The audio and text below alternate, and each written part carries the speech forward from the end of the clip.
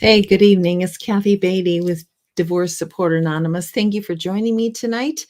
I'm thrilled that you are here, and I like to step into your life to give you just a tidbit of hope and help and tools, techniques to get through the trauma of divorce. I'm glad that you're here, and this topic is one that is relevant to you. And I don't know where you're at in this process. Maybe it's been years since your divorce is completed, and I do have people in my groups who have completed their divorce many years ago and yet still struggle to get that transition and move forward. So this program may very well be for you and for everyone that's going through divorce. My dog has a bone that he's chewing on and enjoying. So if you hear some crackling, that would be him enjoying his bone. So my apologies for that. Topic tonight. Before I get into the topic, let me just say this. New group has begun, has started. We started last week. There is still time for you. It is hybrid. So no matter where you are throughout the country or out of the country and you have internet access, you can join the group. We do it at 6:30 Eastern Standard Time. If you are in Grand Rapids, Michigan area, you can join us in person. If you are outside of the area, you certainly can join us by Zoom. It is not too late. So connect with me for a registration form. Topic tonight is learning to let go in divorce. That's a tough one. It's all tough, right? Every aspect of it is tough. So, how do we let go in divorce? How do we begin? Because if we hold on and hold on and hold on to something that is impossible, then we're just going to waste more time, more energy, more life in doing that. There is an importance of dealing with reality. And we're going to talk about that today. So, in your relationship, you have tried and tried, right? You have tried to make this relationship go. You have done counseling. You have talked with your pastor. You have talked with friends. You have read books. You have watched videos. You went away for marriage retreats. You have tried and you have tried and you have tried. And this marriage still is not going to make it because of an affair, a betrayal, financial abuse, physical abuse, emotional abuse. The list goes on. You know what those reasons are, but you also know that you have tried and tried to get this marriage to be saved. And you have prayed and you have prayed. Over and over again, you have prayed, God, please heal my marriage. Please heal my marriage. For this marriage, for my children, please, God, heal this marriage. And yet it's not healed. And it's not working. And it's still broken. And it's still toxic. And you have hoped and hoped because you thought, oh, if I just hope long enough, if I hold on to hope, this marriage is going to be saved. You have hoped and you have hoped. And still, the abuse continues, the brokenness continues, the abandonment continues. And hope has gotten you nowhere. Did you know there's a wonderful book out by Dr. Henry Cloud called Necessary Endings, that there is a time to stop hoping? And you think, what? The Christian faith is all about. Faith is all about hoping of things that are unseen, the substance of things hoped for, the things unseen. But still, nothing's happening. And years have passed, and decades have passed, and still nothing has happened. There is a time to reconcile with the truth. And as much as you have tried, and you have prayed, and you have hoped, the truth of the matter is that this marriage is dead. And it simply needs to be buried. And that's a hard reality.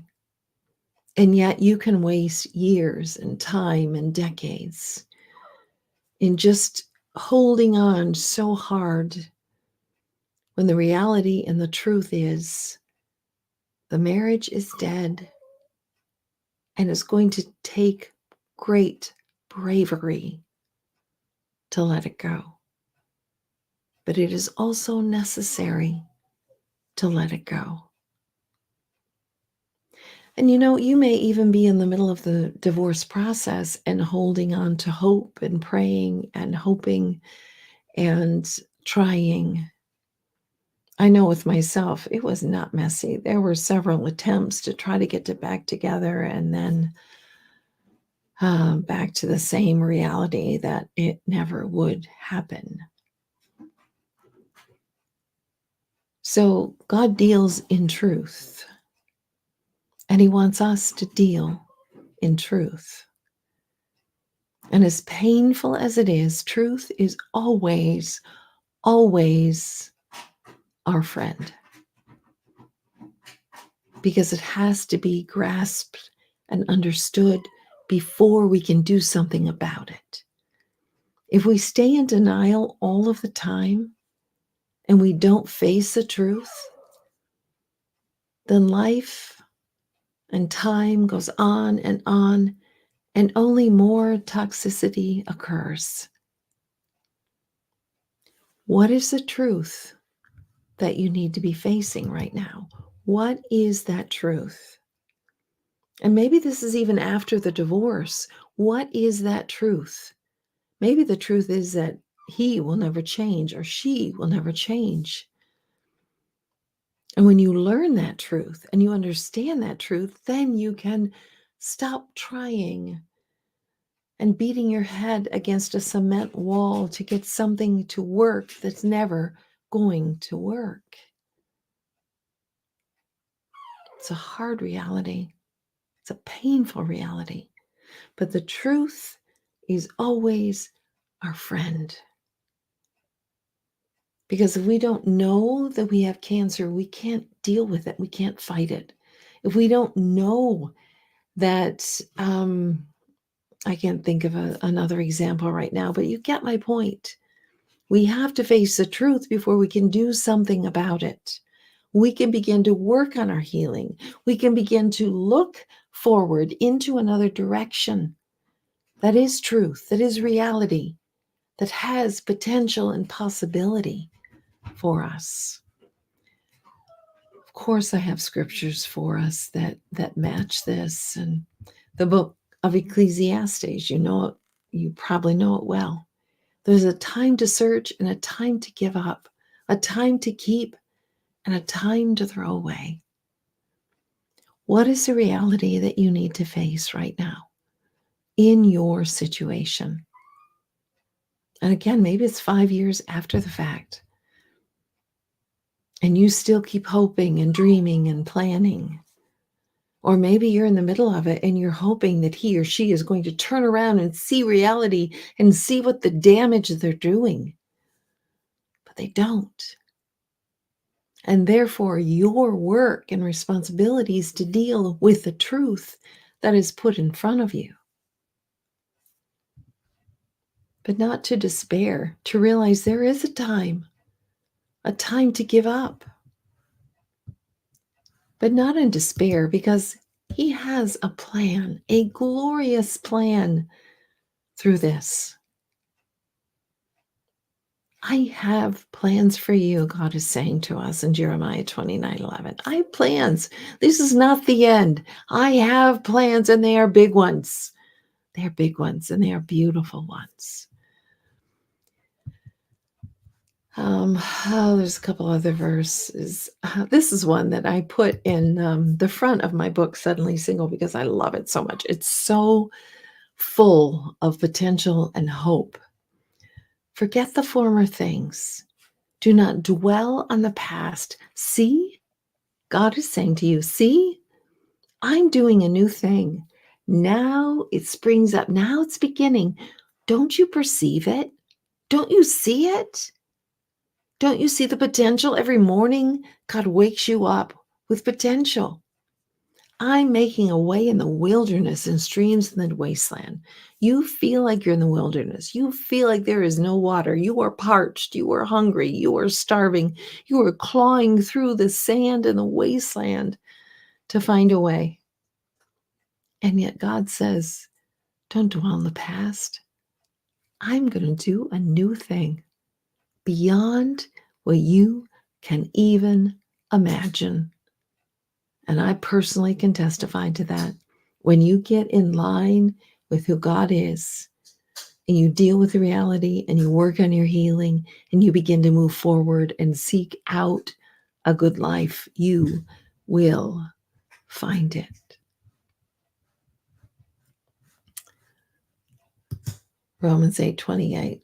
We know that in all things God works for the good of those who love him, who've been called according to his purpose.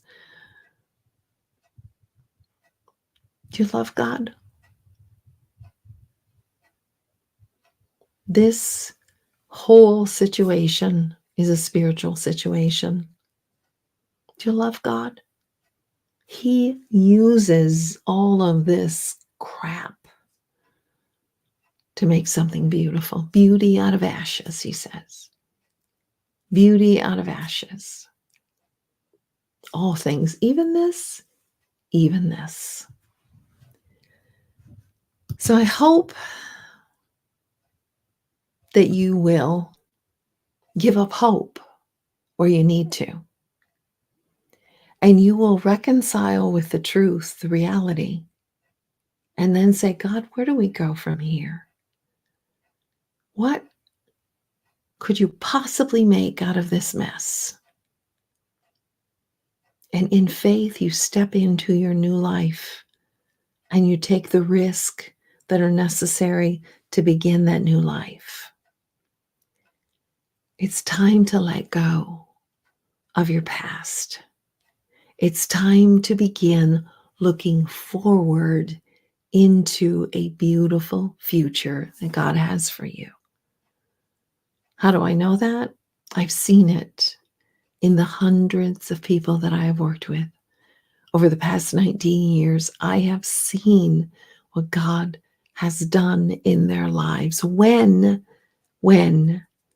they are intentional on their healing and they include God in this process of healing. Can't do it alone. Can't do it without him.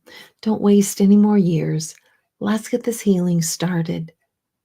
Join us in the group. Find a therapist. Be intentional on what you are doing and moving forward into that beautiful life that is there beyond divorce. This is Kathy Beatty with Divorce Support Anonymous, walking with you every step of the way through the trauma and after the trauma of divorce. Have a great evening. Good night.